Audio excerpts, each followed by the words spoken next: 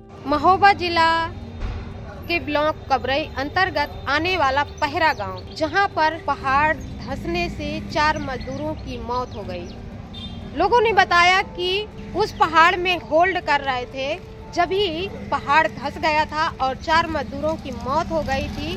वहीं पर 7 मजदूर घायल बताए जा रहे हैं। दोस्तों, एशिया के सबसे बड़ी पत्थर मंडी के नाम से फेमस महोबा जिले के कबरई थाना अंतर्गत आने वाले पहरा गांव में 12 मार्च को पहाड़ में विस्फोट के लिए होल करने के दौरान पहाड़ अचानक भरभरा कर लगभग 500 फीट गहरी खदान में गिरने से 4 मजदूरों के मौत का मामला सामने आया। फिलहाल उस घटना के बाद से पहाड़ तो अभी के लिए बंद है, लेकिन गांव में आज भी दहशत का माहौल छाया हुआ है।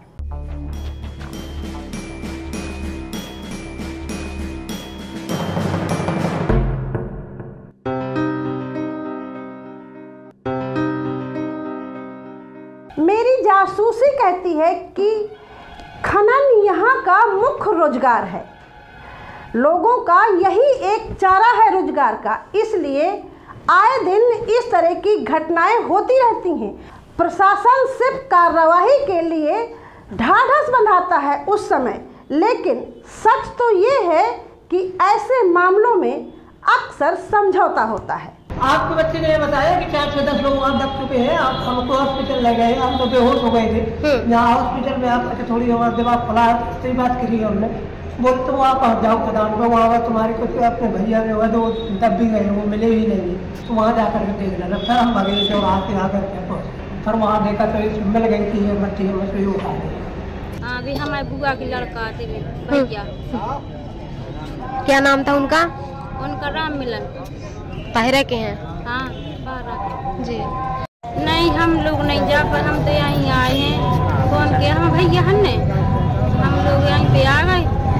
अब जो भी अब भैया बिन्नू भतीजे हैं छोटे छोटे से, अब जो लोग भी उनके लाने सहायता जितने बने तो कर में पड़े उनके। मेरी जासूसी कहती है कि जब भी खनन के दौरान पहाड़ में इस तरह की घटनाएं होती हैं, मृतक का परिवार काफी हंगामे पे उतर आता है और समझौते के लिए जब तक बात फाइनल नहीं हो जाती, लाश पोस्टमार्टम के लिए उठ नहीं सकती है।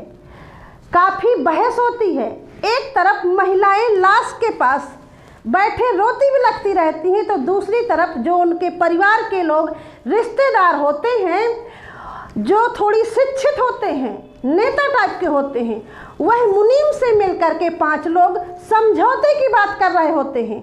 यहाँ तक कि जो पहाड़ का पट्टेधारक मालिक होता है, वह खुद खुलकर सामने नहीं आता, वह अपने मुनीम से फोन पर बात कर रहा होता है और फाइनल डिसीजन सुनता रहता है।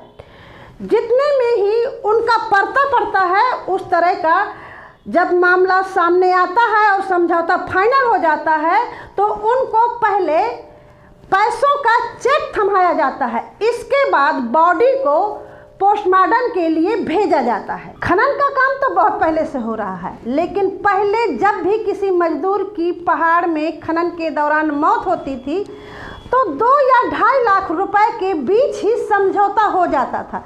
लेकिन लगभग 5 सालों से नया रेट खुल गया है। अब मजदूरों के परिवार को मौत होने पर 15 से 20 लाख रुपए के बीच समझौता होता है।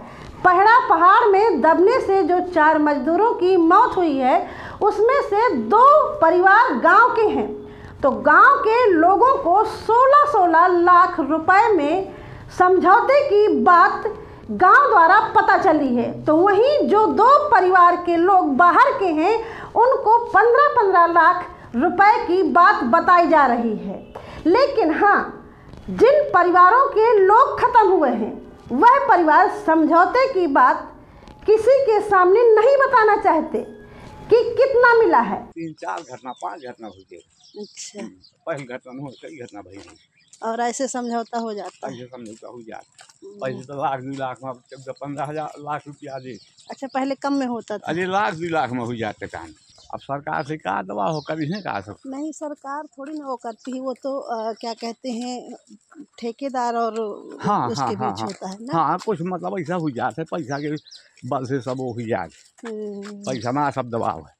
जो मजदूर का परिवार है वो ये सोचता है कि जो व्यक्ति चला गया उसको तो वापस आना नहीं है, लेकिन इतनी बड़ी रकम मिल रही है, उससे उनका घर अच्छा बन जाएगा, उनके बच्चों को अच्छी शिक्षा मिल जाएगी, बिजनेस करना चाहेंगे तो कर लेंगे और अच्छे से शादी विवाह भी हो जाएंगे। इसलिए वह लोग समझौता करने के लिए तैयार हो जाते हैं। खनन विभाग से मिली जानकारी के अनुसार इस मामले में 5 सदस्यीय टीम का गठन कर जांच बैठाई गई है। पट्टाधारक के खिलाफ गैर इरादतन हत्या का मुकदमा दर्ज कराया गया है, पहाड़ बंद करा दिया गया है और पहाड़ तब तक चालू नहीं होगा जब तक पट्टाधारक पूरे लीगल डॉक्यूमेंट प्रूफ सहित दिखा नहीं देता।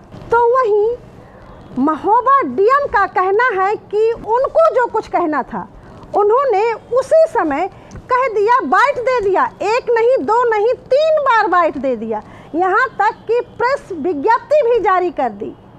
अब आगे वो इस मामले पर कुछ नहीं बोल सकते। सोचिए, इस तरह का जवाब है प्रशासन का, तो फिर उम्मीद किससे की जा सकती है कि आखिरकार ऐसे मामलों में न्याय मिल जाएगा। समझौता तो होना ही है। तो ये थी मेरी आज की जासूसी भरी कहानी। अगली बार फिर मिलूंगी किसी नए मुद्दे के साथ। तब तक के लिए दीजिए इजाज़त। नमस्कार।